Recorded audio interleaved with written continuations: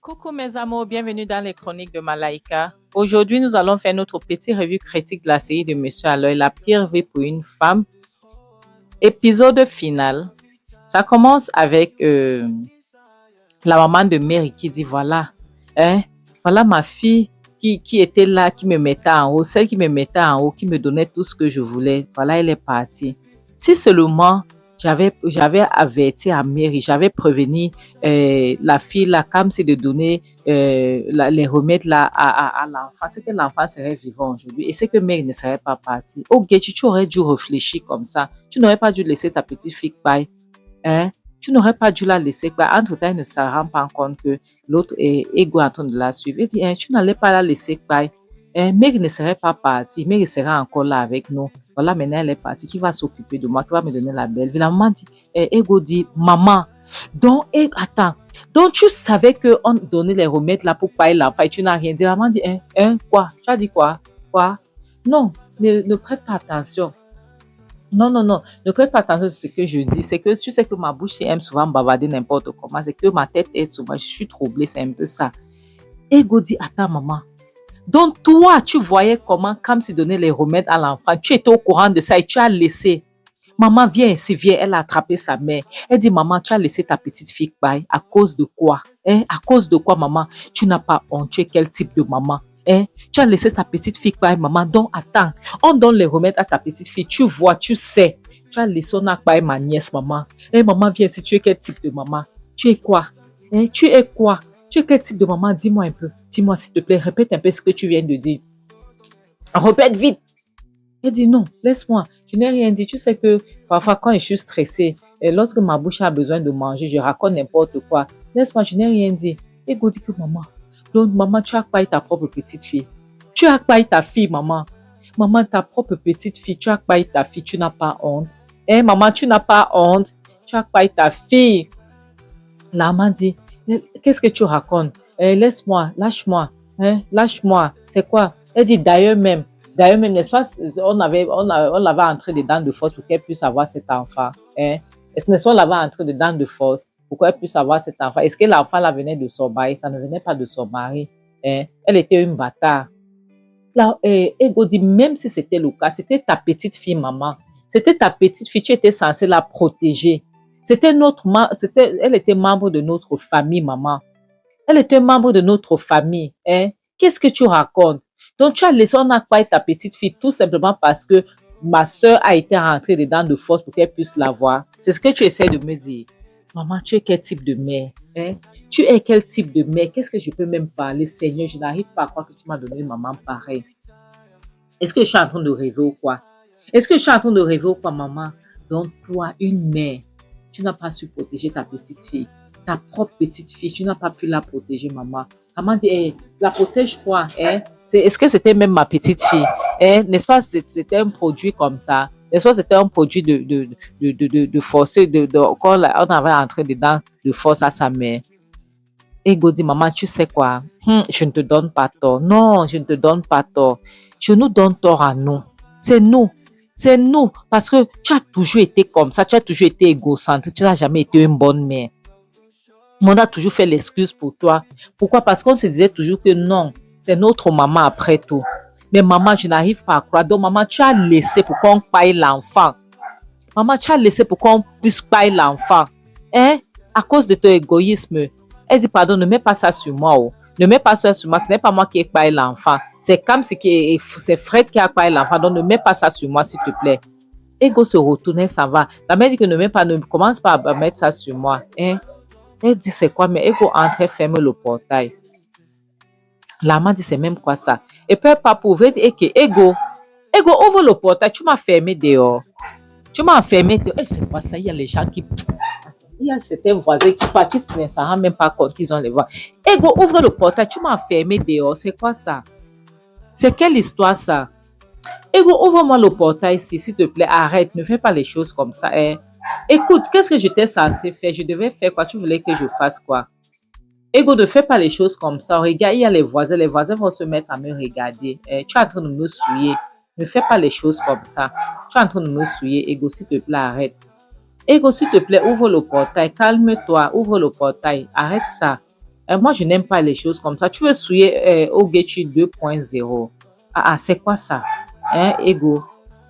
Toi aussi, tu aimes trop te fâcher. Parfois, même petit, tu te fâches jusqu'à... N'est-ce pas l'enfant est déjà quoi? Elle est déjà quoi? C'est quoi? Et la prochaine scène montre Ego qui est en train de dans partie porter la valise de sa mère, est venue déposer dehors. Elle dit, maman, voilà ta valise. Elle dépose. Sa maman va dire quoi? Ego, qu'est-ce que tu fais? Ce n'est pas arrivé à ce point, non. Ego, tu déposes ma valise que je dois partir où? Tu veux que j'aille où, Ego? C'est quoi? C'est quelle histoire ça? Ego dit, maman, tu as assez fait. Tu comprends? Tu as assez fait. Merci beaucoup, maman. Merci pour tout. Tu comprends? Merci. Merci pour tout ce que tu as fait, maman. Merci pour tout ce que tu as fait pour nous lorsque tu étais une mère. Lorsque tu étais une véritable mère qui réfléchissait. Merci pour tout ce que tu as fait pour nous. D'accord? Mais maintenant, il est temps que tu puisses partir. Parce que maman, la manière dont je te vois, si quelqu'un te donne l'argent dehors pour me payer, tu vas me payer. Pour que tu restes en train de pailler ta petite fille, tu ne dis rien. Je suis désolée, mes amis. Il y a l'électricité qui paye, qui vient et ça se coupe. Excusez-moi vraiment. Elle dit, maman, si tu peux laisser, on paille ta petite fille. Qui suis-je? On va te donner l'argent, tu vas me payer. Donc, pardon, je ne veux rien. Pour tout le mal que tu nous as fait, pour tout le bien que tu nous as fait, pour tout ce que, donc, pour le fait que tu as, au fait d'avoir vendu ma soeur à Fred et qu'elle est sortie l'an et l'an 11 devant 11, pour tout ce que tu as pu faire sur cette maman, merci. Tu comprends? Je te dis 1000 fois merci. Tu as assez fait. Pour tout ce que tu as fait lorsque tu étais une bonne mère, tout ce que tu as fait lorsque tu étais une mauvaise mère, pardon, ramasse ta valise et tu sors, tu dégages ici. Maman, je ne peux plus te garder chez moi. Tu comprends? Je ne peux plus te garder chez moi. Tu es un poison. Oui. Si je te garde chez moi, quelqu'un sort de l'extérieur, on te donne l'argent que maman prend, donne ça à ta fille, tu vas donner. Tu vas me donner que je paye. D'accord? Maman dit, Ego, tu ne peux pas me laisser comme ça. Ego, tu me laisses comme ça que je fais comment? Qu'est-ce que je dois faire? Ego dit, maman, va-t'en. Tu as compris? Je m'en fiche. Va-t'en. Cherche où tu vas partir. Je ne veux rien avoir à faire avec toi. Je ne veux pas te voir autour de moi. Je ne veux pas te voir autour de ma maison. Je ne veux rien avoir à faire avec toi. Ego, rien du tout. Va-t'en. Ça m'a dit que Ego, tu veux que je parte où je ne connais personne. Je n'ai nulle part où aller. Je n'ai nulle part. Ego dit, maman, je m'en fiche. Tu ne peux pas rester chez moi parce que je ne suis pas sain et sauf devant lorsque tu es là. Tu as compris? Pardon, va-t'en. Je ne veux plus te voir devant ma maison, sinon je vais t'envoyer les chiens. Est-ce que tu as compris? Ego entre dans son portail. Elle ferme le portail. Maman, pardon, il faut l'abandonner. C'est bien comme ça. La maman essaye de pousser le portail avec Ego. Elle a fait le bagage pour que Ego la laisse entrer. Ego dit jamais tu vas rester dehors. Ego pousse le portail et ferme. Sa mère commence à toquer. Ego, tu ne peux pas faire ça à ta mère. Ego, je suis toujours ta mère. Tu ne peux pas me faire ça. Ego, tu veux que je fasse comment? Qu'est-ce que tu veux que je fasse? C'est quoi ça? Moi, Ogechi 2.0, ici dehors, je n'ai nulle part où aller. Ego, tu m'enfermes que moi je vais faire comment? Je n'ai nulle part où aller, je n'ai personne. Je ne connais personne ici dans Lagos. Ego, qu'est-ce que tu veux que je fasse? Tu ne peux pas me faire ça. Donc la fille m'a vraiment enfermée, elle m'a enfermée dehors. Donc elle est sérieuse qu'elle ne veut pas de moi. Seigneur, qu'est-ce que je veux faire? Qu'est-ce que je vais faire? Qu'est-ce que les gens vont dire? J'irai où je veux partir où, mon Dieu? Regardez comment ma fille m'a chassée de sa maison. Qu'est-ce que je vais devenir? Qu'est-ce que je vais faire? Qu'est-ce que je suis censée faire, Seigneur? Ego, tu ne peux pas faire les choses comme ça, pardon. Ne fais pas les choses comme ça. La prochaine scène nous montre Mary qui est dans la voiture en train de partir. Elle est à l'aéroport parce qu'elle doit rattraper son vol. Elle doit prendre un vol tout à l'heure. Donc, elle dit qu'elle est déjà en retard, tu vois. Et parce que depuis, elle a été censée partir. Et tout à coup, le chauffeur s'arrête brusquement. Il demande au chauffeur, qu'est-ce qui se passe? Pourquoi est-ce que tu t'arrêtes brusquement? Le chauffeur lui dit qu'il y a une voiture qui nous bloque là. Et il y a quelqu'un qui est en train de sortir de la voiture comme s'il venait vers nous. Le mec demande, mais c'est quelle histoire ça? C'est quoi? Qu'est-ce qu'il y a? Qu'est-ce qui se passe? C'est qui? Pourquoi est-ce qu'on nous bloque? Qui me veut du mal maintenant? Qu'est-ce qui se passe? Est-ce que tu vois les gens? Il dit non, je vois une personne habillée en noir avec une casquette qui est en train de s'approcher de la voiture. Mary guette, elle ne voit pas la personne. Elle guette, elle ne voit personne. Maintenant, elle essaie de regarder par la fenêtre si elle verra quelque chose. Elle ne voit toujours personne. Et maintenant, elle baisse la vitre pour voir qui est là. Et elle voit, voilà, la prochaine scène montre donc, comment elle s'appelle, James. James qui dit, Madame, il y a quelqu'un qui voudrait te voir. Mais il demande, qu'est-ce qu'il y a, James? Qu'est-ce qui se passe? Qui veut me voir? Mais James dit, Madame, je ne travaille plus pour toi. Oh. Moi, je suis juste les ordres. Il y a quelqu'un qui veut te voir. Il veut te parler, il est dans la voiture. Il y a une personne qui veut te parler. Mais il dit, c'est qui alors, Fred, Steve, pardon, James, dis-moi. James dit, Madame, je répète que je ne travaille plus pour vous. Donc, je n'ai pas d'explication à vous donner. Vous allez sortir ou pas. Il y a quelqu'un qui cherche à vous voir. C'est très important. Il dit, James, j'espère que je ne suis pas dans les problèmes. J'espère que je n'ai rien fait. Je ne suis pas dans les pétrins là maintenant. J'espère. Elle sort dans la voiture. En sortant, elle demande que James, j'espère que je n'ai causé aucun problème à personne. James, je ne sais pas. Mais il demande, James, parle-moi alors, qui veut me voir? James, allez, vous verrez qui cherche à vous voir. Allez, vous saurez la personne qui veut vous voir. D'accord. Mais il dit, j'espère que tout va bien. Vraiment, j'espère que tout va bien. Et voilà, alors c'est Steve qui sort de la voiture. Mais il dit, Steve, qu'est-ce qui se passe? James, Steve, au même endroit, qu'est-ce qui ne va pas? Qu'est-ce qui se passe? Mais il dit, Steve, pourquoi est-ce que tu m'effraies comme ça? Qu'est-ce qui se passait? Attends, tu n'es pas censé être là. Steve dit, Mary, comment tu vas? Steve est sorti, il était frais comme le poisson qui sort de l'eau. Ouais, hein? Mais il dit, attends, mais Steve, je ne comprends pas. Qu'est-ce qui se passe? Pourquoi est-ce que tu m'as... Il faut que j'aille, je suis en retard. Je dois prendre un vol pour Londres. S'il te plaît, laisse-moi partir. Steve dit, Mary, calme-toi d'abord. Attends, calme-toi, ok? Faut te calmer, s'il te plaît. J'ai quelque chose pour toi. Maintenant, voilà, dès que Steve voit ça, Ego tombe en syncope parce qu'elle voit, comment elle s'appelle, Princesse venir. On ramène Princesse. Et puis, Ego demande, attends, pardon, je dis Ego, Mary. Mary demande, je dis, attends, Steve, qu'est-ce qui se passait? Qu'est-ce qui se passait? Steve dit, tu vois, lorsque Princesse était dans le coma, je suis partie à l'hôpital, j'ai cherché à savoir ce qui se passait, comme le médecin m'a expliqué. Et j'ai dit au médecin que sa vie était en danger. J'ai demandé au médecin de la transférer dans un autre hôpital pour pouvoir bien la suivre parce que même étant là-bas, l'hôpital était en danger. Et j'ai demandé au médecin de te dire qu'elle était paille. Tu vois, j'ai demandé au médecin de te dire qu'elle était paille, qu'elle ne vivait plus. Et c'est pour ça que le médecin t'a dit tout ce que tu savais parce qu'il fallait que je la protège à tout prix. Il fallait que je puisse mettre Fred derrière les barreaux, mais malheureusement, il est paille. Donc, il fallait que je puisse le mettre derrière le barreau avant de te remettre l'enfant. Et cette dame s'occupait, je l'ai payée pour qu'elle s'occupe de l'enfant.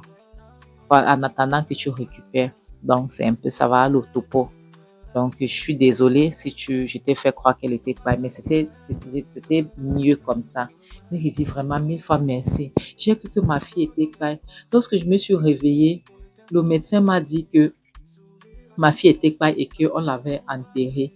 Et je me suis fâchée contre lui. J'ai demandé pourquoi est-ce qui lui a donné l'autorisation d'enterrer ma fille. Pourquoi est-ce qu'il a enterré ma fille? Steph dit, je suis désolée, c'est moi qui lui ai dit de te dire tout ce qu'il a pu te dire. Parce que tu devais croire, c'est comme ça. Donc, je devais te faire croire et James était au courant aussi de tout. Donc, c'est un peu ça. Tu devais croire qu'elle n'est plus de ce monde. Comme ça, elle devait être à l'abri de Fred et sa maman. Tu comprends un peu, donc c'est un peu ça. Mais Dieu t'a donné une seconde chance, d'accord? Utilise-le bien. Cette fille, c'est ta vie. Elle est tout pour toi. Tu comprends? Donc, maintenant que tu as cette seconde chance, mais s'il te plaît, utilise ça bien. Utilise ça bien, au moins tu es avec ta fille. Maintenant. Oui, tu n'as pas les biens, tu n'as pas d'argent, mais tu as ta fille. Donc, mais fais très attention, s'il te plaît. Ne laisse pas ce qui se passait avant recommencer. Ça, c'est ta deuxième chance que Dieu t'a donnée. Donc, saisis-le bien. Est-ce que c'est clair? Saisis-le bien. Ne joue pas avec Mary. Sinon, tu vas souffrir, tu vas regretter. Ne joue pas avec. Il faut faire très attention aux gens qui viennent auprès de toi. Fais attention aux gens qui t'entourent. C'est très important, Mary. Tu ne peux pas laisser ta fille n'importe comment. C'est pour ça que je te disais que la vengeance est un plat qui se mange froid. Tu comprends? Donc, fais très attention. OK? Mais il dit, Fred, attends, qui es-tu? Ah, pardon, Steve, qui es-tu? Je ne comprends pas. Qui es-tu, Steve? Pourquoi est-ce que tu fais tout ce truc? Hein? Qui es-tu en réalité? Parce que tu dois avoir, je ne sais pas, je ne comprends pas, j'ai envie de comprendre qui tu es. Qui es-tu? Steve dit, bon, écoute, je vais te dire qui suis-je, d'accord? Simple. Je suis un agent secret. Je travaille pour le service secret. OK? J'ai eu à rencontrer Fred dans une boîte de nuit parce que je menais les enquêtes sur quelqu'un. Je menais les enquêtes sur quelqu'un, sur quelque chose, et on s'est rencontrés et nous sommes devenus les amis. Tu vois? Et entre-temps, il voyait comment je réglais les affaires, je faisais des choses. Donc, Fred il avait toujours cherché à savoir qui j'étais. Tu vois, qui suis-je? La manière dont je réglais les choses. Lorsqu'il y avait les pépins, je réglais ça toujours comme ça. Donc, il se posait toujours la question, qui suis-je? Pourquoi est-ce que je suis comme ça? Pourquoi est-ce que je vis comme ça? Mais il n'a jamais su. Donc, il n'a jamais tiré de conclusion et il a laissé tomber. Donc, je suis agent de renseignement. Donc, c'est pour ça que je te disais toujours que garde tes distances, ok? Garde tes distances, s'il te plaît. Je ne veux rien avoir à faire avec toi. Maintenant, voilà ta fille, Myriam. Tu ferais mieux de t'occuper de cet enfant, d'accord? Ne laisse rien venir tout près de cet enfant. Ne laisse pas quelqu'un faire du mal à cet enfant, Myriam. Et Myriam, s'il te plaît, écoute très bien ce que je vais te dire maintenant. Ne m'appelle plus jamais, d'accord? Ne m'appelle plus jamais.